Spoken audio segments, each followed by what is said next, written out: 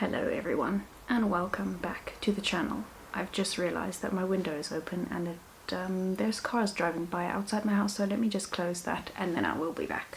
Okay, I'm back. Window closed. Car noise evaporated. Today I'm going to be talking you through the books that I have read in February and March. So my February and March wrap-up video, sort of, and also these books behind me here, which are my April TBR. So everything all at once. Everything everywhere all at once. I have to look at my phone for this video, to look at my reading tracking app, to remind myself what books I have read in the past 2 months, because to be quite honest with you, I don't remember a lot of them.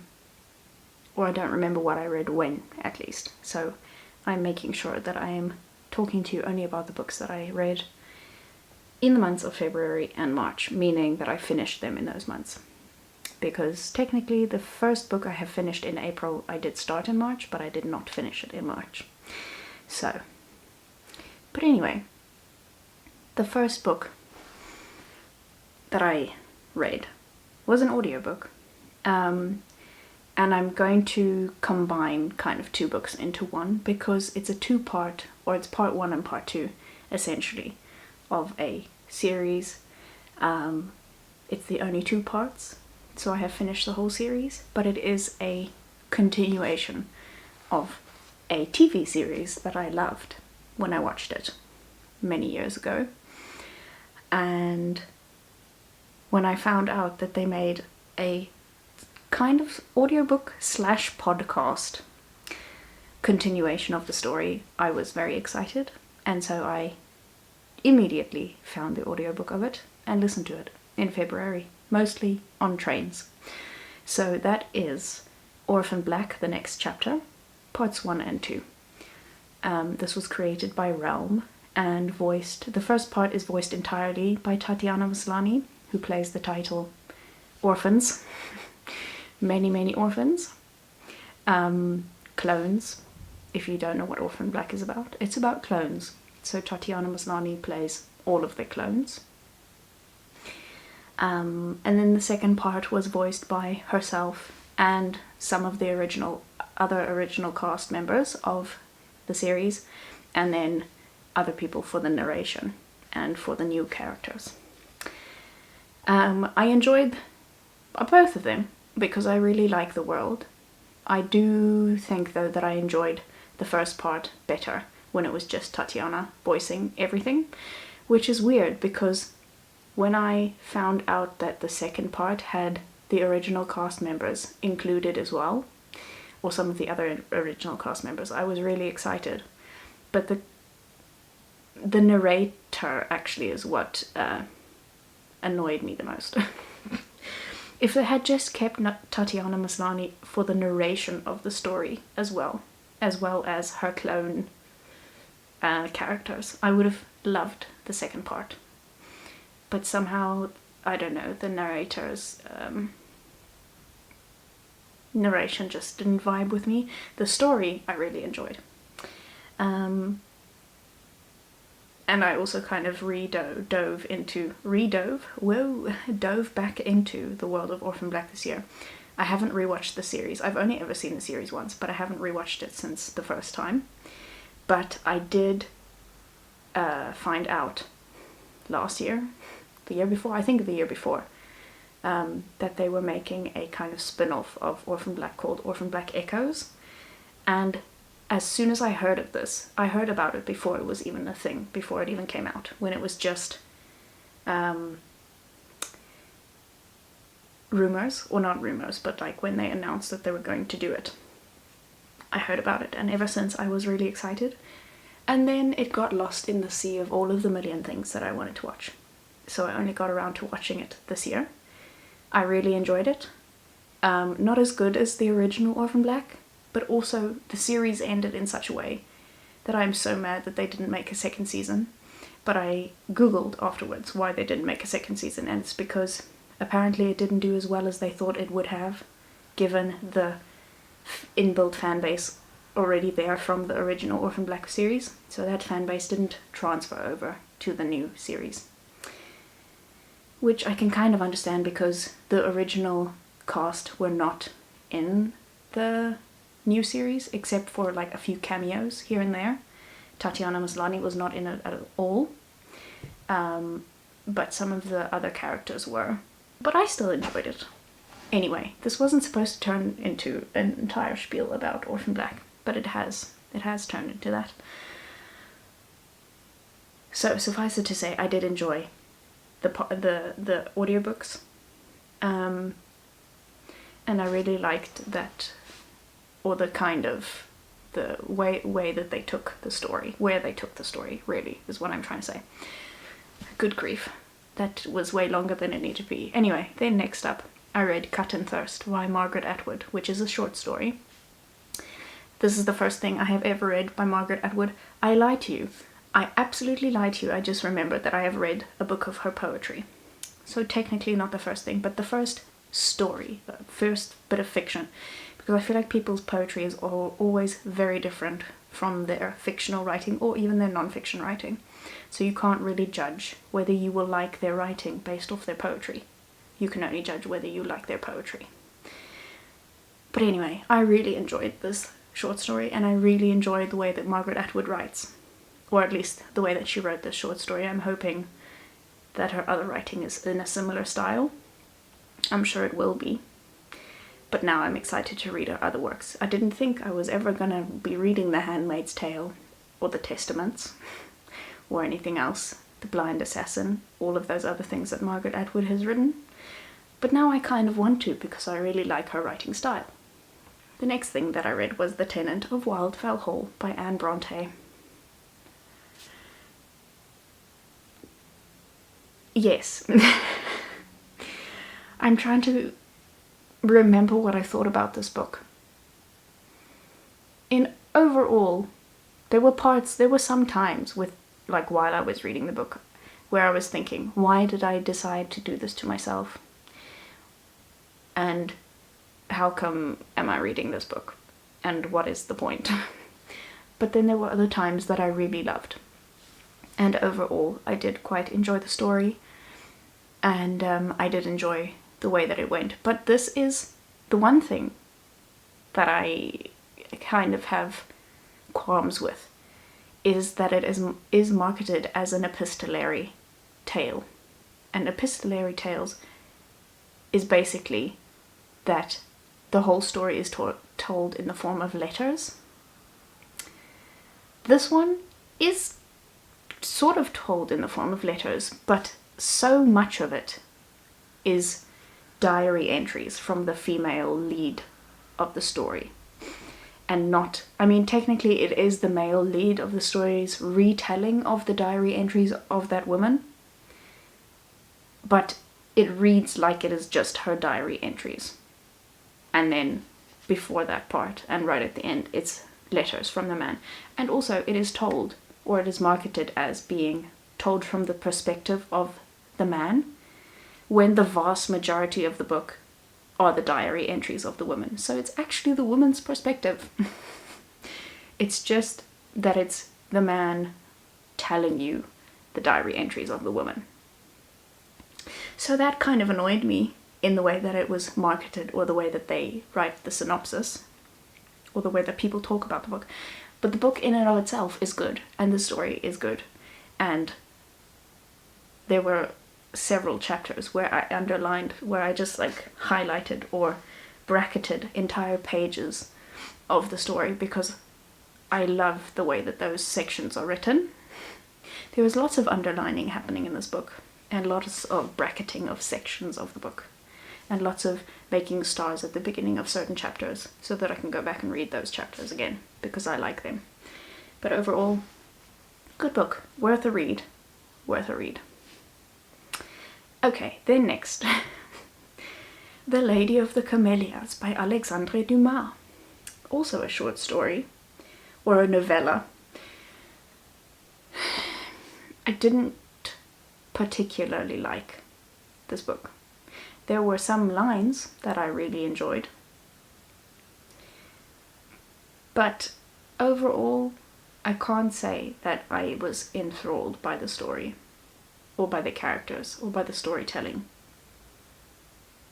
And so now I am less inclined to read anything else by this author, which has been happening to me quite a lot throughout this year. Probably a slight angle change because, say it with me, my battery died. You're correct.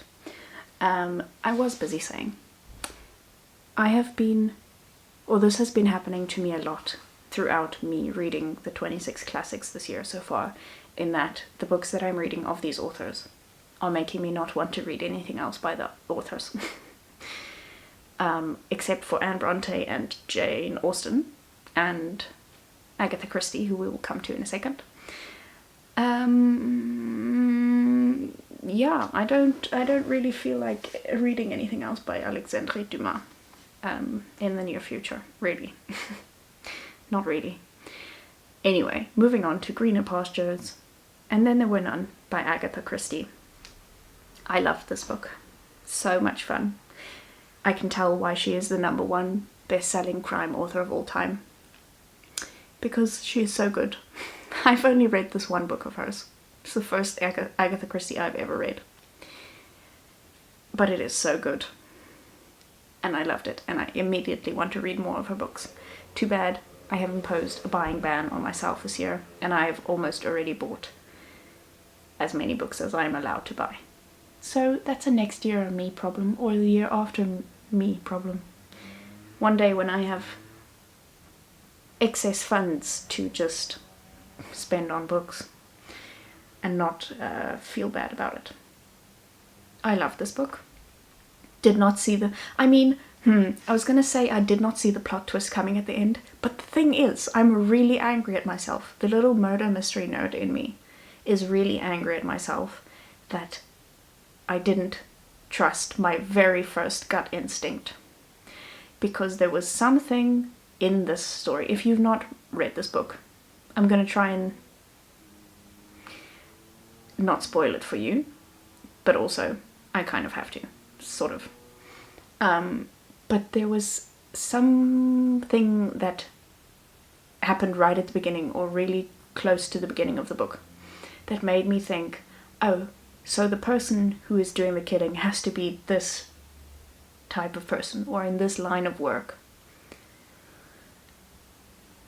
And there were 2 people of whom I could have picked of that line of work. And I immediately thought, well, obviously it has to be this person because he seems least likely. And then immediately everybody else started seeming way more suspicious, and I started suspecting everybody else. And then at the end it turned out to be the person who in the first place I thought it should be. So I did kind of know who it was, but by the end I had so convinced myself that it was not that person that I was blown away by the plot twist at the end. I did predict the final girl correctly though. I did that, but only because I actually thought she was the murderer. But anyway, suffice to say, I really loved it, and I want to read more. And then next up, I read The Lifted Veil by George Eliot. Why did I do this to myself? I don't know, because I really disliked this book. Truly, thoroughly, really disliked this book.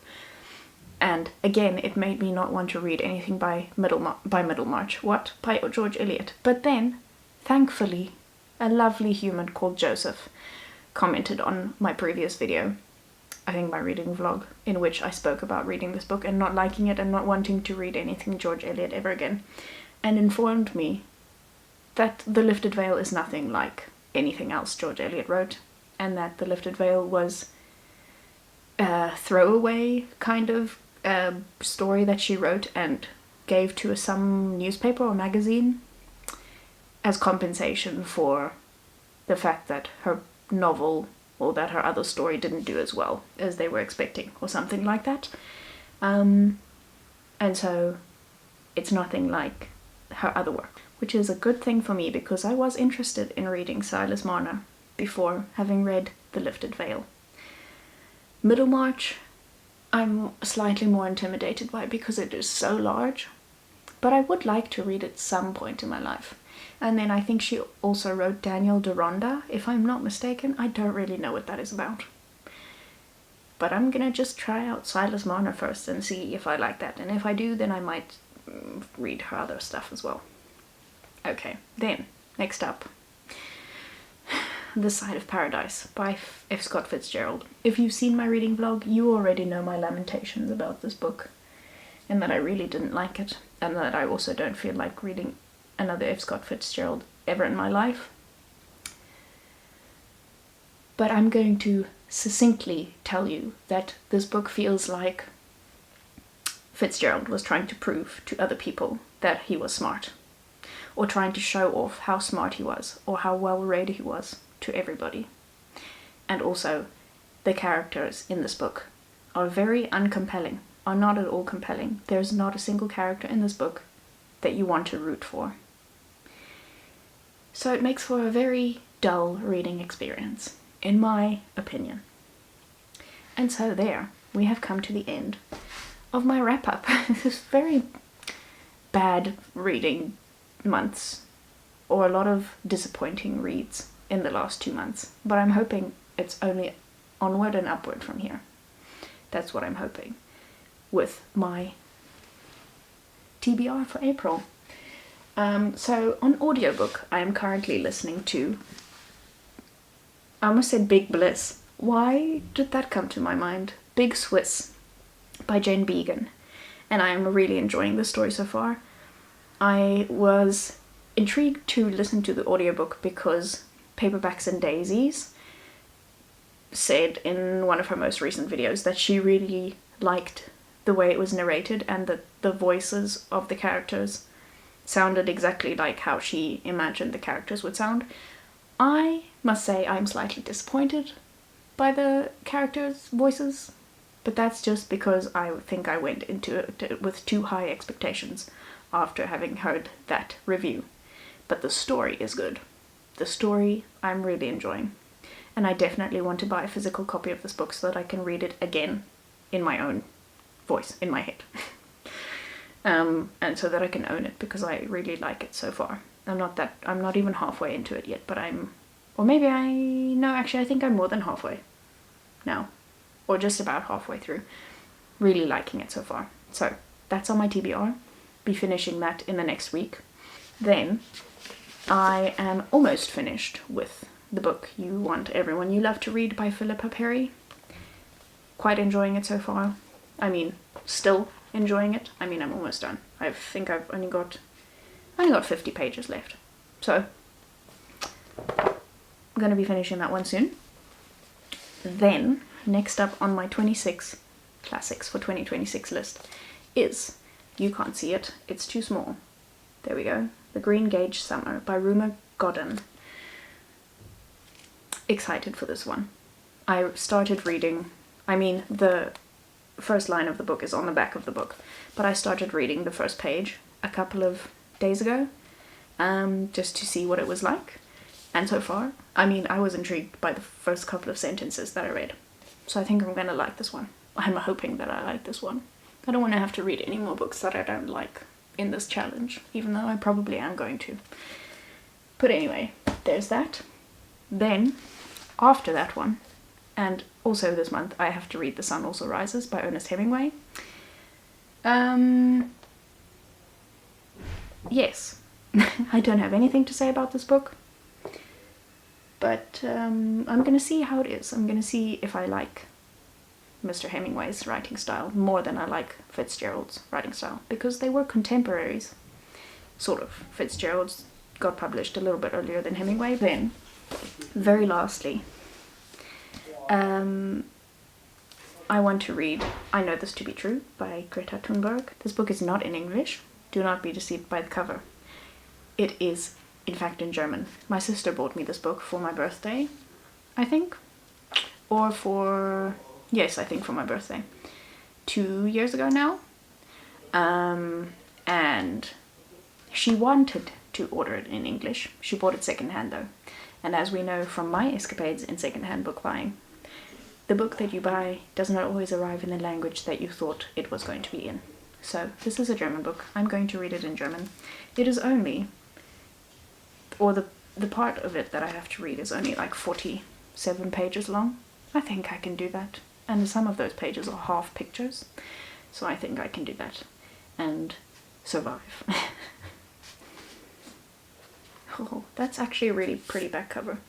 I'm only seeing that. Well, it looks better in the camera than it does in person. It looks more red and more sunsetty in the camera. But anyway, that is all. That is on my list. I mean, that's 5 books, and I've already finished 1 book this month. So if I do actually end up reading and finishing all of these books, I will have read 6 books this month, which is good for me, because I did not read that many books in March. But anyway, thank you for being here. Thank you for surviving me. I will be back again soon. Cheers.